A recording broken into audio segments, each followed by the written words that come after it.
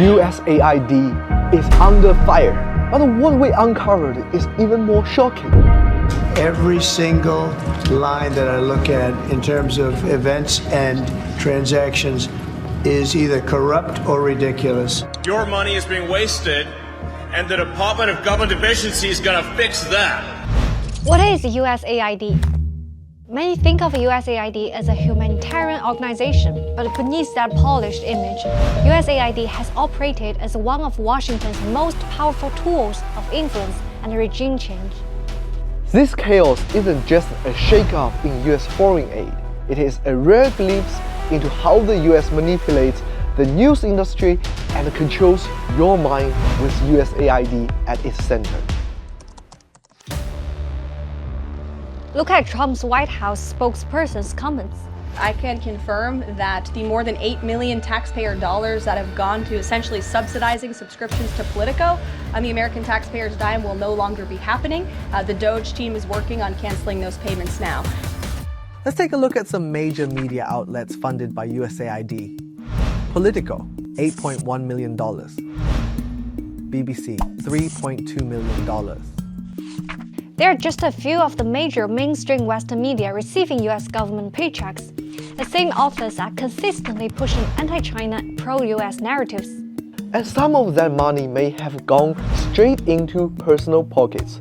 One name stands out: Samantha Power. I have the chance to travel all around the world to strengthen democratic institutions, to build independent media, and to promote and protect human rights. She is a former USAID chief who met with the so-called freedom fighter Nathan Law to provide guidance for the Hong Kong riots. Now Trump has accused USAID of corruption and fraud. Then Elon Musk exposed that Power's net worth skyrocketed from 6.7 million to 30 million during her tenure, on an official salary of about only $180,000 per year.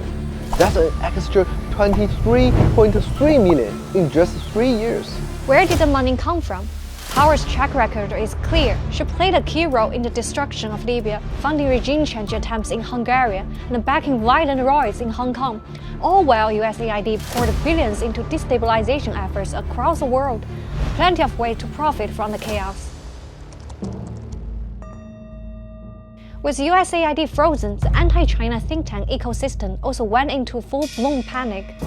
At the center of the hysteria is the notorious SB, the very organization behind the fabricated Xinjiang genocide narrative, now scrambling as its financial lifeline is cut off.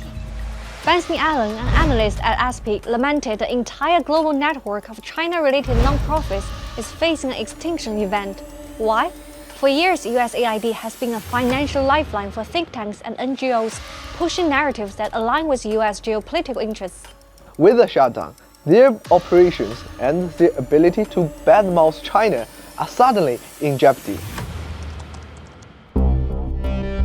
WikiLeaks revealed that USAID funneled nearly $500 million to Internews. The US government-funded NGO worked with 4,291 media outlets, funded over 4,700 hours of television and radio content in just 1 year, and had its personnel embedded inside platforms like Reddit. For example, Press One PH, a Philippine website bankrolled by Internews, received millions over the past 5 years and relentlessly pushed anti-China narratives, including attacks on our South China Sea coverage. A sudden loss of funding is pulling back the curtain on a long overdue question: how much of the so-called free press is manufactured by the US government? The big question: is this the end of US-funded propaganda? Not exactly. This is less about dismantling the system and more about political tug-of-war between Republicans and Democrats. USAID has long been a Democratic stronghold, and many Republican lawmakers have been pushing to wrest control of its vast influence network. It's not that they really oppose the mission, they're grabbing money. But even if the funding is reinstated, the damage is done. Public trust in a free America is shattered.